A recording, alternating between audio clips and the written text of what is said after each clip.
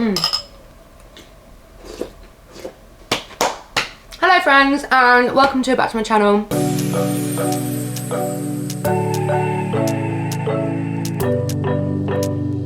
It's your gal Amelia Goldsmith, also known as Millie_fit, and I do fitness, fashion, beauty, lifestyle content. So episode, whatever it is, of Munch faMILLY, I am going to be telling you guys how I started to eat intuitively. So a bowl of Cheerios. I guess we're just gonna get straight into it. So first things first about eating intuitively is that obviously everyone is so different and it's a very hard thing to get started with. When you come from an eating disorder, your hunger and your satiety signals are very warped and they're just not very reliable, so it does take time. So always take that into account. The first thing you gotta do to start eating intuitively is to stop tracking one meal. So it's gonna be gradual. So I'm assuming everyone who's watching this is tracking or, relies on some sort of app or, tracks calories in their head, whatever it may be.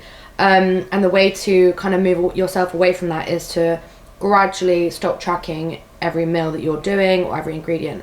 So how I did it was I stopped tracking, let's say, my dinner or my breakfast, or my lunch or a snack, just to make it very slow and gradual and not so overwhelming. Even if it is just like vegetables that you've put in your meals or certain things that you're like nibbling on here and there, like just don't track those. Just don't. That's going to kickstart your intuitive eating. So that is my tip number one. Number two, once you've done that, stop planning your meals. So for me, it would literally be in my bed before I go to sleep. I'll be planning my meals in my app so that I was like held accountable, but like that never happened. It never happened because I was being so strict with it. Stopping the whole planning around your meals and like what you're going to eat and being very rigid with that, it opens up that door to being a bit more intuitive with what you're actually craving or wanting in that very moment. Because obviously the night before you're not going to know what you're going to want for lunch the next day, and obviously the more you ignore your cravings or like what you really want, the worse it's going to get. And that leads on to my third point, which is to really listen to your cravings. So I know this is so hard and you may have such strong cravings where you would give in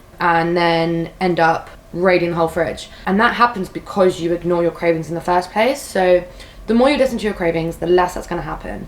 So, that may happen the first, second time that you listen to your cravings, but by the third, fourth, fifth time, and so on, it's gonna be a lot less drastic. And, it may just be a matter of having some ice cream, and then you're fine, you're satisfied. And that's all about being intuitive with your cravings and what you're really wanting, what your body's wanting, what your mind's wanting, all of that stuff. So, yeah, listening to your cravings. It's so hard, and it's another whole thing about getting over fear foods. And again, I'm gonna do a whole video on that as well, but no one else can do it for you, and it's so harsh to say that, but really it's the truth. And I think, sorry, oh my god, my cereal's getting soggy. Yeah, so as harsh as that is, it really is the truth, and you just have to be ready to listen to your cravings, to conquer those fear foods. Maybe, try a fear food every day or whatever it may be. But honestly, like, the sooner you listen to your cravings, the sooner you'll be able to eat intuitively, and, the less frequently you're going to actually have those cravings. That's really important, and you have to be true to yourself. My fourth point is kind of linked to my first point. So once you stop tracking one meal, please hit that like and subscribe button, because guys, honestly, it really does help. Any support is very appreciated in this world of YouTube. You can get lost. It just helps me a bit just to spread the word about finding food freedom, eating disorders, and normalizing talking about it. So yeah, I hope you enjoyed this video. Try and stop tracking for a whole day. Like, dedicate one day of just no tracking and gradually do it that way. So like, say it's every Sunday or every Saturday when you're going to be a bit more sociable. Just don't put the pressure on yourself to track on those days, because then as soon as you remove yourself from that app on that specific day when you're eating out and you're going to be eating meals that you may not be able to track, your anxiety won't be as high, because you're not looking at an app and trying to work out all the different calories and then probably overestimating it all and then thinking, oh my god, I've gone over my calories, oh my god, I'm going to gain weight overnight, all those thoughts that run through your head. It removes yourself from all of that, and there may still be a few anxious thoughts in the back of your head, but like I said, that they're just going to dampen down the more you do it. So really try dedicate one day, no tracking, then try 2 days, and then try 3 days, and then eventually you'll be able to delete the app. That's the hardest step, deleting that app. And once you've deleted it, you're detaching from it. You've committed to the fact that you're going to start really intuitive eating now. You've committed to the fact you're not going to be on your wedding day tracking calories, or your friend's birthday, or even your birthday tracking calories. You've committed yourself to that, and that is the biggest step. That's really the goal here. Number 4, I think it's number 4. Get rid of the idea of meal times and, only eating at certain times of the day. For me, it would always be like 1 o'clock. I could only eat. Any earlier than that, it would be a sin. Oh my god, that's so bad. Even no matter how hungry I was, that right there is an example of ignoring my hunger cues and ignoring what my body actually wants in the moment. So get rid of the idea of meal times and strict, rigid rules around the clock, around the time of the day, and really just eat when you really feel hungry. And whether that's mentally hungry, physically hungry, it's all about learning how to differentiate between the two. Like for me, my mental hunger and actually physical hunger is heightened a lot more around my menstrual cycle and like my period. Because I'm a lot more in tune with my body, I know that is the case. So I'm going to honour that. I'm not going to ignore it, because I know that this is my body. That's how it's dealing with my period. So that's just an example.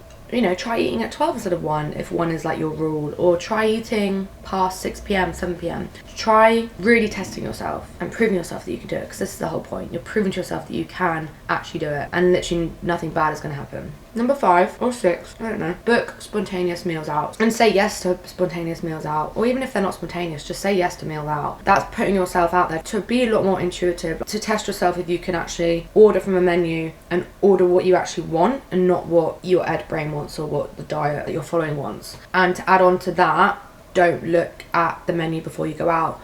This is such a vital thing. Like, as soon as you stop looking at the menu before you go out, you're putting yourself in a position where you can just decide on the spot when you're there and really just think about what you really want. Again, listening to intuitive signals. So yeah, put yourself out there, book meals out. Don't just book places where you know the calories of. Don't cheat. Just really test yourself. You can go even further and ask your friend to book a meal out for you guys, or your mum, or whatever, and like for them not to tell you where you're going, so you literally cannot even possibly search for the menu.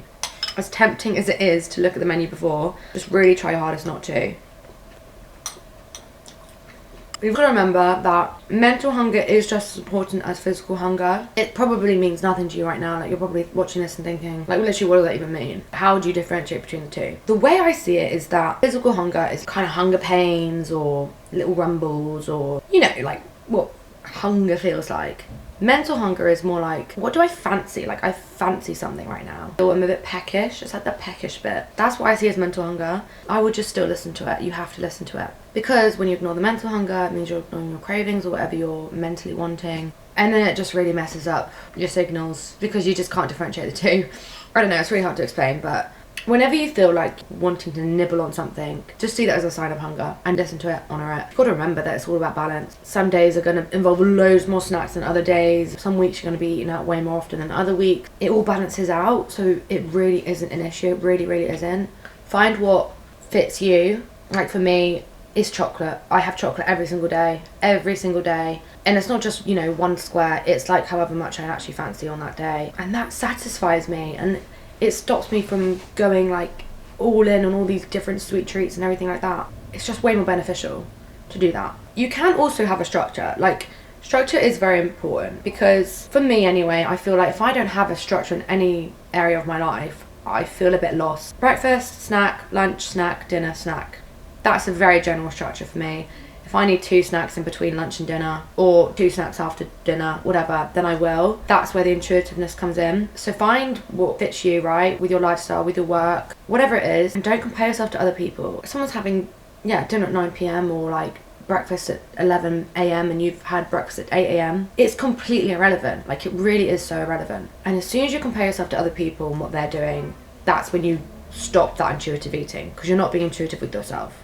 You're just copying other people and following trends, or like conforming to whatever else anyone else is doing in your household. That's just gonna result in messed up hunger signals, cravings, and anything else that comes with that. So yeah, my main tip is to just do you. It really is just all about you and what you want, and what your hunger and what your body wants, and everything like that. I want you guys to just trust yourself and trust me. Like, I really want you to trust me, and I feel like we do have such a big trust here. Because obviously I've gone through it all, and you know, there's still days where I do struggle, and I do think, am I eating too much? But I just snap out of it, because I know that's just so silly of me, especially when I compare myself to what other people are eating as well. It's so easy to do, but it's so silly. As soon as you find that intuitive eating and what fits you, the freedom that you feel is just amazing. Honestly, it is just amazing. And also, like I said, the cravings go. I'm snacking a lot less because I feel like I'm not always thinking about food because I have listened to my cravings. I guess that's it. I hope you like this video. If you have any other tips or anything else for anyone else who's watching this, feel free to comment below. But yeah, I will see you in the next one. And make sure you hit that like and subscribe button because this family is growing and I just love to see it.